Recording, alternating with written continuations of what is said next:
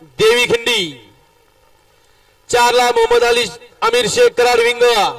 गड क्रमांक या मैदानातील 3 सुटला आणि 3 मध्ये लढत चाललेली सुंदर अशी या ठिकाणी एकच गाडी पळते, अतिशय सुंदर अशी गाडी पळते। उजवीला पळतोय महबूब आणि डावीला राजा, अतिशय सुंदर सुंदर अशी गाडी पळतोय। या बैलगाडी क्षेत्रामधला जुना आणि जाणता ड्रायव्हर धोंडराम ड्रायव्हर पेटखर।